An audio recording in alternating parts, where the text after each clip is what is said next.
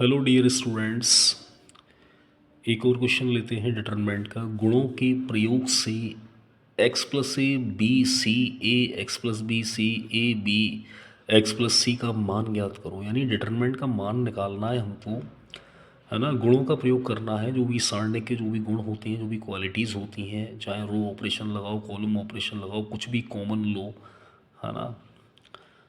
और इसकी वैल्यू हमको निकालनी है। एक क्वेश्चन ज़रूर आ जाता है एग्जामिनेशन में इस तरह का, ठीक है।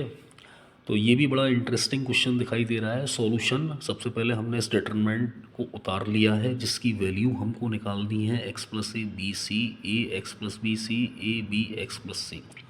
और जो भी ऑपरेशन हम लगाएंगे इसको यहाँ राइट में लिख देंगे, ठीक है। अब देखो ऑपरेशन क्या लगाने हैं, साफ दिखाई दे रहा है आपको कि ये कॉलम नंबर 1 है, ये कॉलम नंबर 2 है, ये कॉलम नंबर 3 है। तो मैं यहाँ ऑपरेशन लगा रहा हूँ C1 arrow C1 plus C2 plus C3, यानी इसको इसमें ऐड कर दूँ और इसमें ऐड कर दूँ, ठीक है। ऐसे इसको इसमें ऐड कर दिया, इसको इसमें ऐड कर दिया। मैंने इसलिए किया क्योंकि ये सेम बन रहा है X plus A plus B plus सी, जिससे कि मैं इसको कॉमन लूँ। अब जिस भी कॉलम में मैंने ऑपरेशन लगाया है केवल इसी में मैंने ऑपरेट किया है, बाकी इन दोनों को छोड़ दिया है, इनसे कोई मतलब नहीं है, ये एज इट एज। अब यहाँ से X plus A plus B plus सी को कॉमन ले लिया है, यहाँ लिख भी दिया है। C1 से X plus A plus B plus सी को कॉमन लेने पर बाकी ये बच गया 1 1 1 1, ठीक है।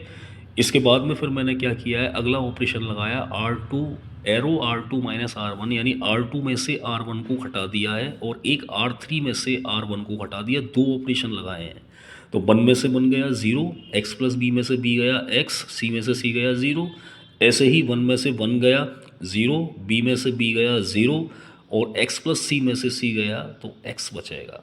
अब कॉलम नंबर 1 में 2 जीरो बन गए। जैसे ही 2 जीरो बन जाते हैं किसी भी कॉलम में, किसी भी रो में, तुरंत हम क्या करेंगे, हम इसको एक्सपेंड कर देंगे, प्रसार कर देंगे। तो यहाँ मैं C1 के सापेक्ष प्रसार करने पर पहला एलिमेंट ये 1 दिखाई दे रहा है, बाकी तो ये दोनों 0 0 हो जाएंगे। तो 1 लिखा, इसका करेस्पॉन्डिंग कॉलम रो को छुपाया, एक्स स्क्वायर माइनस 0 बचा हमारा एक्स स्क्वायर। तो X square into X plus A plus B plus C is the answer of this question.